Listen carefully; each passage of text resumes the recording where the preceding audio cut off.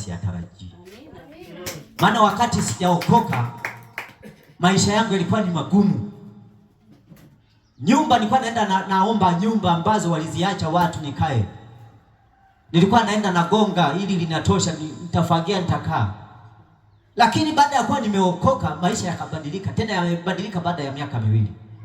Nimelima mpunga nikawa napata gunia 40, gunia 30. Umeona? Nikanunua mifugo. Nikanunua jembe. Mashamba nikanunua. Sasa ikaja roho fulani ambayo sijaijua, maana nilikuwa nakaa nani hapo. Pale Nguruka kuna kile kituo cha wachawi ambako kinajulikana pale Kamilabaha. Kama mlishawahi kuisikia, kuna ushuhuda wa mchawi mmoja ambaye alikuja pale kuja kumjaribu mchungaji mmoja ambaye anakaa Kasulu, Kigoma. Anaitwa Samuel Kilibwa, ni mtumishi wa Mungu mzuri. Kulikuwa na mkutano kanisa la FPCT. Sasa yule mchawi alitokea Dar es Salaam, anaenda kwao Mwanza kwenda kufanya mambo yake. Aliitwa na jamaa fulani kwenda kumfanyia mambo yake. Sasa pale Nguruka kulikuwa na watu wake ambao wamewatajirisha. Sasa walimpigia simu, amepita Dodoma, ameenda sehemu moja, amefika Singida. Akamwambia, "Uko wapi?" Akasema, niko njiani naenda Mwanza." Akasema, "Bwana, hapo kuna mchungaji fulani ametoka Kasulu. Huyo mchungaji ana semina ya mkutano wa wiki. Kwa hiyo tulikuwa tunataka utuwahi. Maana yale mambo uliyotufanyia, akianza kuomba pale kwenye mkutano, sisi vitu vyetu vinakufa. Kwa hiyo jitahidi upite huku." Basi yule mtu akawaambia, "Sasa mimi nauli na tiketi nimekata ya kwenda Mwanza kwenda kumfanyia mambo huyo mtu. Mimi nifanyeje?" Akasema, "Sasa ahirisha kwenda, tunakupa 500 sasa hivi." Wakamtumia 500. Sasa baada ya kuja pale, watu wa hapo Nguruka walikuwa hawajui kama kuna kambi la wachawi ambalo ni Tanzania nzima limesifika pale. Siku hiyo ndo aliligundua kupitia huyo mtumishi. Baada ya huyo mtu walipomtumia 500 kwa ajili ya kuja kuomba, yani kumuua huyu mtumishi wa Mungu. Baada ya kuwa amefika pale, akaandaliwa na wale watu wake ambao aliwafanyaga yale mambo, maana aliwatajirisha sana. Wakampeleka kule kwenye kambi la wachawi, wakaenda kuandaa mashambulizi.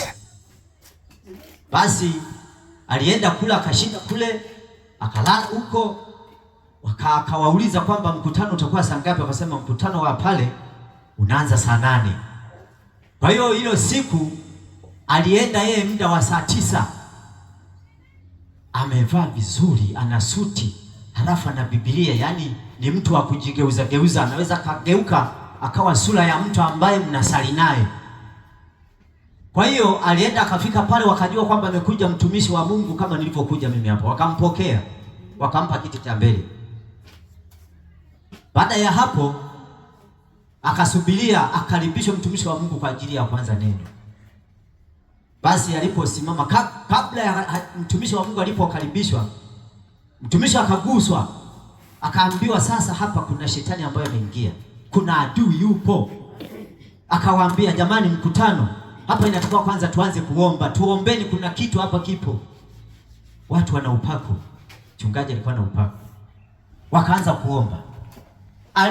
Walipoanza kuomba, sasa yule mchawi akaona kuna vitu ambavyo vinamkuta.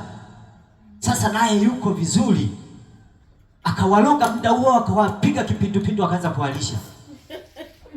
Umeona? Yaani wale wachungaji, alikuwa anaita wachungaji fake ambao hawana nguvu. Ikawa ni msululu kwenda chooni, yaani wanafika, "Fanya haraka na mimi niingie, fanya haraka." Kulikuwa na choo za shule. Umeona? Sasa baada ya hapo mtumishi wa Mungu amebaki peke yake anaomba, wengine wote wanahalisha. Akamwambia, "Jamani, ukimaliza unarudi kuja kuanza kuomba." Kwa kweli alikuwa ni mashambulizi, walipiga maombi mpaka yule mchawi akakimbia. Amen. Sasa baada ya kukimbia akaenda kwa watu wake, akamwambia, "Vipi? Jamani, nimeshindwa." "Umeshindwa eh? Kwa nini?" huyo mtu ana upako, ana nguvu za ajabu. Mimi naomba niende tu safari yangu ya Mwanza. Wakasema nini shida? Au tukutafutie kabinti tukupeleke guest? Wakamshinda. Wakamtafutia kabinti, wakakalipia hela, akaenda nako guest. Lakini alipofika guest akapiga simu kwa makonda wa magari pale stendi, akamwambia jamani, nikatieni mimi tiketi niende Mwanza kesho. Gari linapita saa ngapi kutoka Kigoma? Akasema zinapita saa 2. Naomba mnikatie tiketi ya mbele. Wakamkatia tiketi. Sasa kumbe Mungu alikuwa na makusudi na huyo mchawi. Ilikuwa imefikia mwisho wake. Alilala mle guest mpaka akachelewa muda wa mabasi saa 2 ndo anaamka. Akapiga simu. Anawapigia makonda. Vipi? Magari yameshafika? Magari yameshapita. Haya. Ikabidi akakurupuka haraka wakaachana na kale kabinti, akachukua begi lake akakimbia, labda nitawahi gari. Akakutana na mtu akamwambia, "Vipi? Mimi sasa nawahi usafiri naenda Mwanza." "Umeshinda hiyo kazi. Huyo bwana anatusumbua huyo mtumishi wa Mungu. Anatusumbua mno. Wewe nenda kachukue, maana walimwahidi milioni 5. Nenda kachukue hiyo hela, nenda kamuue huyo mtu." Akasema, "Jamani mimi nimeshindwa." Akasema, "Utashindwaje wewe bwana, tunakuamini." Umeona? Ikabidi yule jamaa kambembeleza akarudi. Aliporudi wakampeleka tena Kamilabaha. Akasema, "Sasa ngoja nikaongeze nguvu." Akawa amerudi. Alifika kule akasema, "Sasa mimi nguvu nimeishiwa. Sasa kwa kuwa nimeishiwa nguvu, nataka sasa hapa niagize nguvu." Akaagiza nguvu kwa nani huyu? Huyu nani? Nimemsahau. Huku kwa wachawi huku wapi? Huku nchi za nje huku wapi? Huku kwa wachawi wakubwa huku. Akaagiza nguvu zikaja. Akasema kwamba leo ni Ijumaa, kwa hiyo kesho naenda kumaliza. Akaenda. Ilipofika saa ngapi ile akaenda. Walikuwa wamemwahidi kwamba atakapomuua huyo mtumishi wa Mungu Samuel Kiliba watampa, yani watatoa sadaka ya watu wawili ambao walishachukuliwa. Hilo jina la Kamilabaha ina maana kabila la Waha walikuwepo pale, ambao walikuwa wamekaa pale gengeni pale Lewe pale. Yani walikuwa wakitembea. Kuna shimo ambalo hilo ndo shimo la kichawi, yani pale kuzimu. Mmetangulizana, labda mko wanne, mnashtukia mwenzenu hayupo, ameshadumbukia bila kujua. Kwa hiyo ikabidi akaenda. Sasa ule muda walimwahidi kwamba tutakupa zawadi ya watu wawili ambao ni sadaka yako. Basi akaenda hiyo saa 9. Alifika akakuta mtumishi wa Mungu ameshapewa nafasi. Alimwona tu akasema, "Jamani, adui yetu ameingia." Siku hiyo hawakumpokea. Alifika akasimama, akatamka kwa kinywa chake kwamba leo Samuel, nimekuja kukumaliza. Akasikia sauti inamwambia, maana alikuwa anatembea, alikuwa anasema kwamba na sisi huwa tuna utatu mtakatifu, tuna mizimu, tuna majini na Freemason. Kwa hiyo hao ndio utatu mtakatifu wa kuweza kushambulia na kumpa nguvu. Alikuwa na majoka ya miaka 200. Umeona? Kwa hiyo baada ya kufika pale akamwambia kwa kinywa chake kwamba leo Samuel, nimekuja kukumaliza.